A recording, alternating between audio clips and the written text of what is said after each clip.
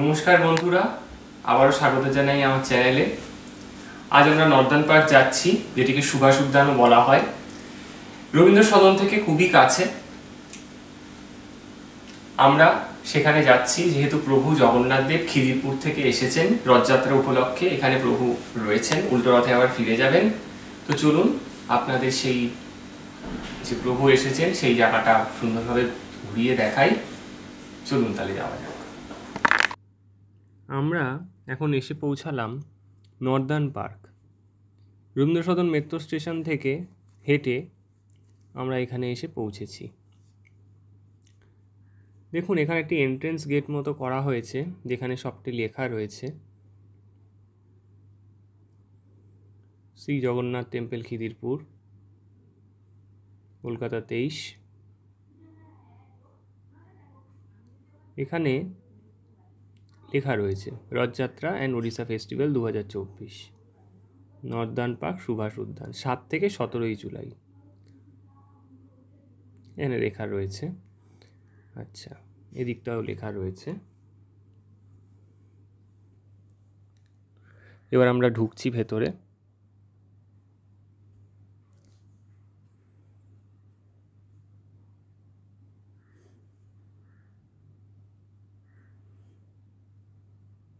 এই যে রথটি দেখা যাচ্ছে, যে রথটি করে প্রভু এসেছিলেন,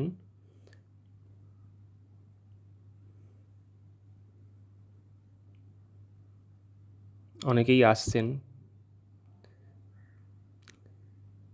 এখানে টেম্পল অফিসের একটি কাউন্টার করা হয়েছে এবং এখানে একটি ভোগের কাউন্টার করা হয়েছে। আসলে খিদিরপুরে প্রতিদিন ভক্তরা কুপনের মাধ্যমে ভোগ সংগ্রহ করতে পারেন।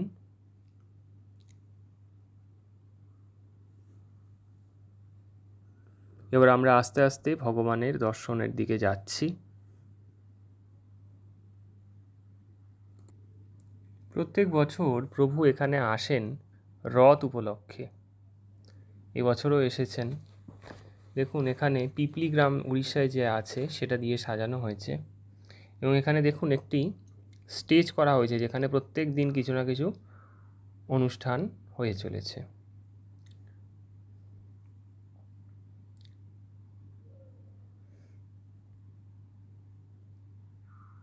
এখানে জুতো ছাড়তে হবে, জুতো ছেড়ে যেতে হবে।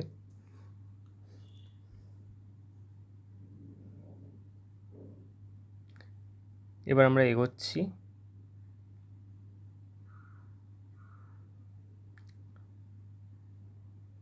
দেখুন, এখান থেকে দেখা যাচ্ছে কত সুন্দর করে ফুলের মালা দিয়ে সাজানো হয়েছে সম্পূর্ণ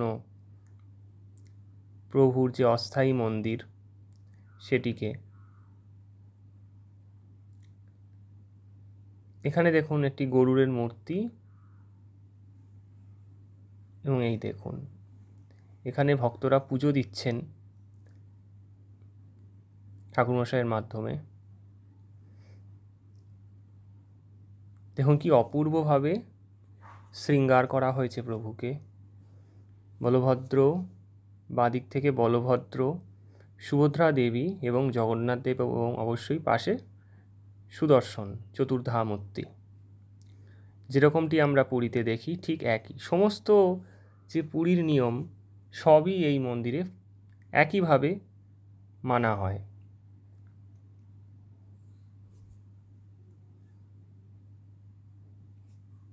আপনারা দর্শন করুন।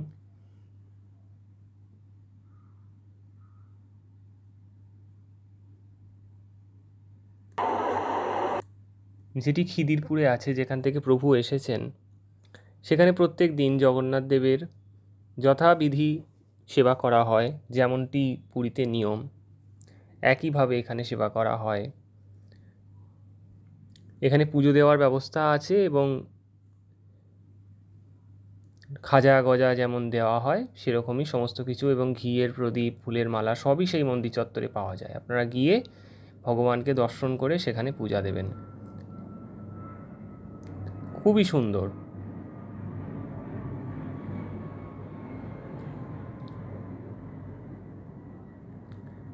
দুপুরবেলা যদি যেতে পারেন 12টার আগে, সেখানে জগন্নাথ দেবের যে মূল ভোগ হয় সেখান থেকে একটু একটু করে সবাইকে বিতরণ করা হয়।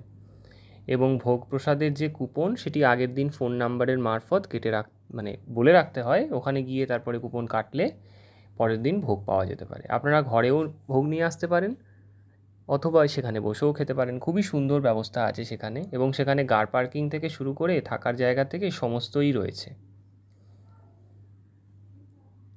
এই মন্দিরের পায়েস অতি বিখ্যাত, যেটি দুপুরের অন্নভোগে মানে কুপন কাটলে যেটা আমরা পাই আর কি, ভোগ প্রসাদ, সেইটা অপূর্ব। সেটা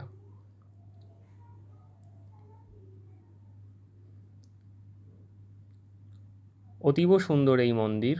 আপনারা যাবেন, সেখানে দর্শন করে আসবেন। সেখানে স্নানবেদী, কেলি বৈকুণ্ঠ, যজ্ঞমণ্ডপ অনেক কিছু রয়েছে প্রভুর।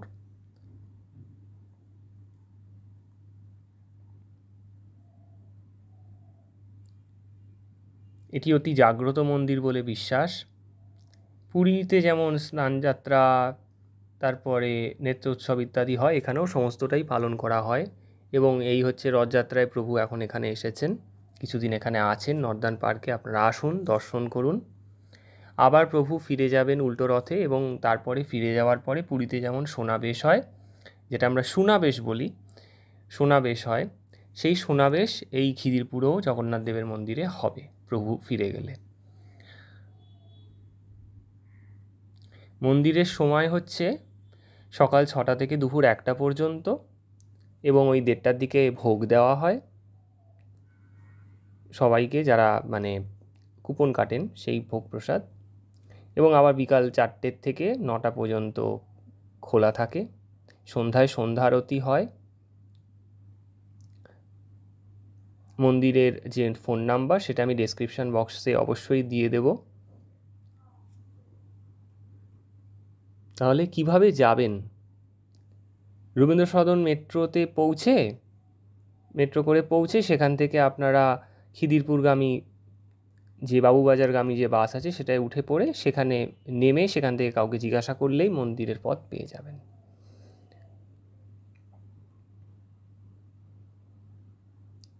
আমি মন্দিরের ম্যাপের লিঙ্ক অবশ্যই দিয়ে দেবো, যাতে আপনারা সেখানে যেতে আপনাদের সুবিধা হয়। এই দেখুন, এখানে লেখা আছে রথযাত্রা এবং ওড়িশা ফেস্টিভ্যালসে।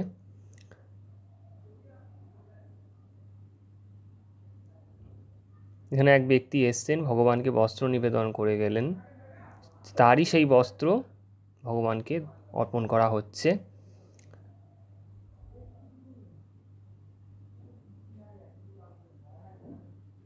সামনে থেকে দেখাই প্রভুর শ্রীমুখ। শঙ্খচক্র প্রভু ধারণ করেছেন। এখানে প্রদীপ জ্বলছে এবং পুষ্পের পুরো শৃঙ্গার করা হয়েছে, অপূর্ব। 3টি ছাতাও রয়েছে। ঠাকুরমশাই সেই বস্ত্রগুলো দিয়ে দিচ্ছেন, ভগবানকে অর্পণ করে দিচ্ছেন।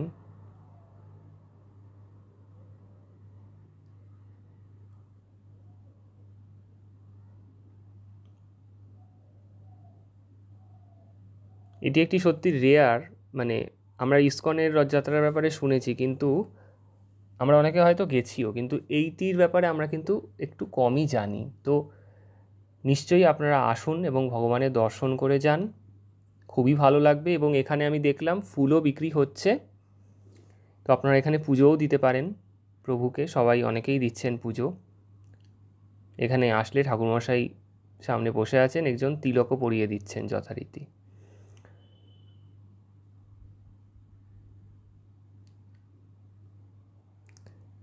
যারা বিশেষ করে পুজো দিচ্ছেন ভালোভাবে, তারা একদম ওপরে উঠেই দর্শন করতে পাচ্ছেন।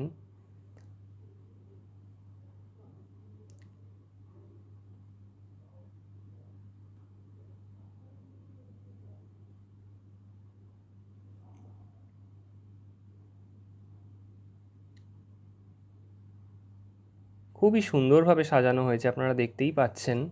অপূর্ব অপূর্ব অপূর্ব লাগছে প্রভুকে এই সাজে। এনারা প্রণাম করে এবার নেমে যাচ্ছেন।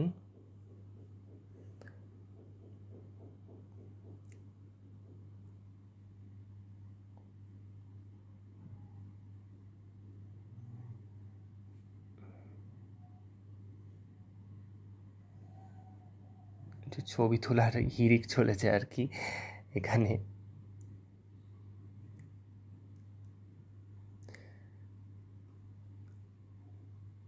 আমরা চেষ্টা করছি যতটা ফোকাস করে আপনাদের দেখানো যায় কাছ থেকে প্রভুকে।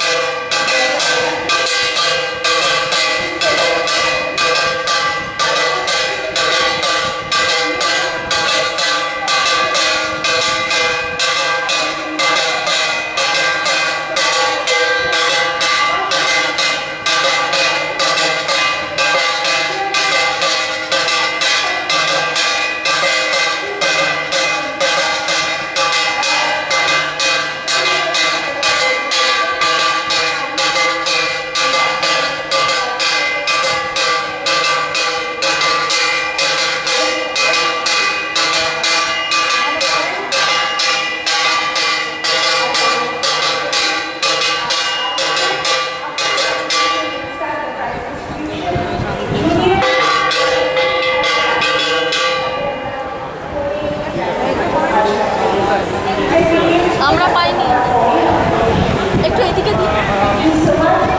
গাড়িতে পানিটা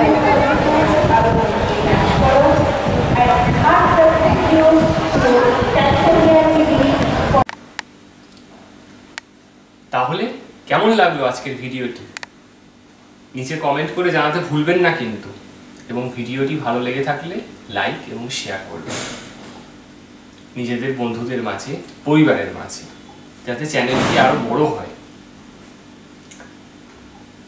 এবং আমার চ্যানেলটি সাবস্ক্রাইব করে দেবেন এবং বেল আইকনটি অলে সেট করে দেবেন, যাতে পরবর্তী ভিডিও নোটিফিকেশন খুব তাড়াতাড়ি পেয়ে যান। নমস্কার।